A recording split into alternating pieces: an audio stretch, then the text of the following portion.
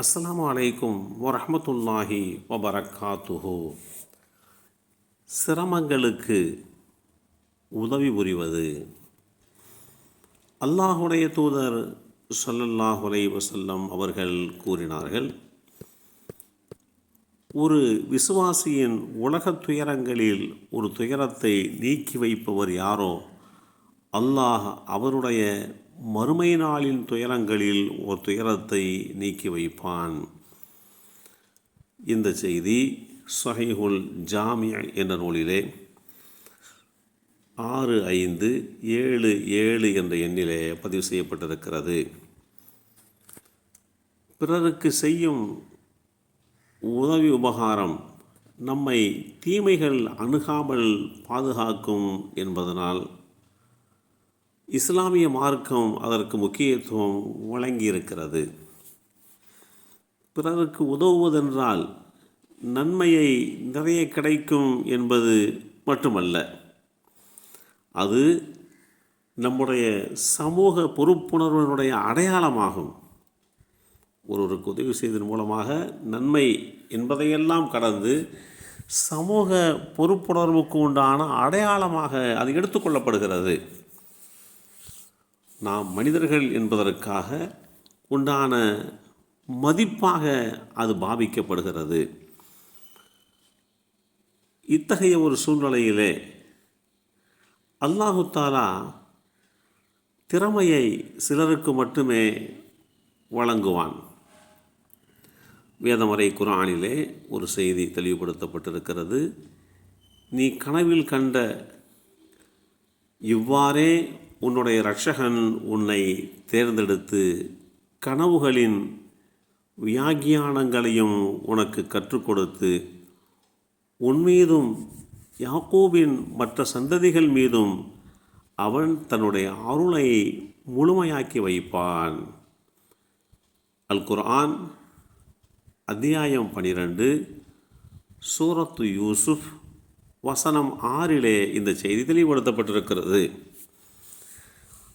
அல்லாஹுடைய தூதராக ஏற்றம் பெற்ற யூசுப் அலைஹிஸ்ஸலாம் அவர்களுக்கு கனவு குறித்து உண்டான அறிவாற்றலை வியாக்கியானங்களை நாம் அறிவித்து கொடுத்தோம், கற்றுக் கொடுத்தோம் என்று குறிப்பிடுகிறான். இப்படி சிலர்களுக்கு மாத்திரம்தான் இது மாதிரி உண்டான அறிவாற்றலும் மதிப்பும் அந்தஸ்தும் கிடைக்கும்.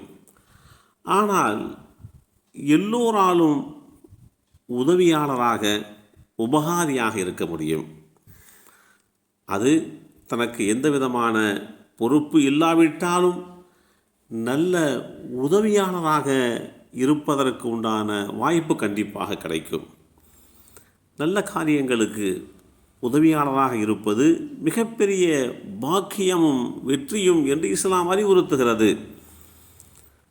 சையதுனா அபூபக்கர் சித்திக் ரலியல்லாஹு அன்ஹு, சையதுனா உமர் அல் ஃபாரூக் ரலியல்லாஹு அன்ஹு, இப்படி நபித்தோழர்களிலே பலரும் அல்லாஹுடைய தூதர் ஸல்லல்லாஹு அலைஹி வஸல்லம் அவர்களுக்கு பெருவாரியான விஷயங்களிலே பெரும் பெரும் காரியத்திலே உதவினார்கள் என்பதனால் வரலாற்றிலே இன்றும் இடம் பெற்றிருக்கிறார்கள்.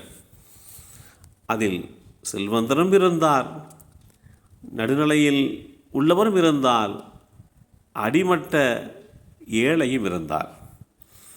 ஆக செல்வந்தருக்கும் நடுத்தரத்து மக்களுக்கும் கடைசி தட்டு மக்களுக்கும் உதவி செய்ய முடியும் என்பதை நாம் தெரிந்து கொள்ள முடிகிறது. நபி ஸல்லல்லாஹு அலைஹி வஸல்லம் அவர்கள் புனிதமான மக்காவை துறந்து மதீனாவுக்கு பயணப்பட்ட போது உம்மு மஅபத் என்ற அம்மையார் தம்மிடம் மடுவற்றி போன ஒரு ஆட்டிலே இருந்து பால் கறந்து கொள்ள அனுமதி வழங்குகிறார்கள். அவர்களிடம் அதுதான் இருந்தது. பயணப்பாதையிலே வழிப்போக்கர்களுக்கு செய்த இந்த சின்ன உதவி.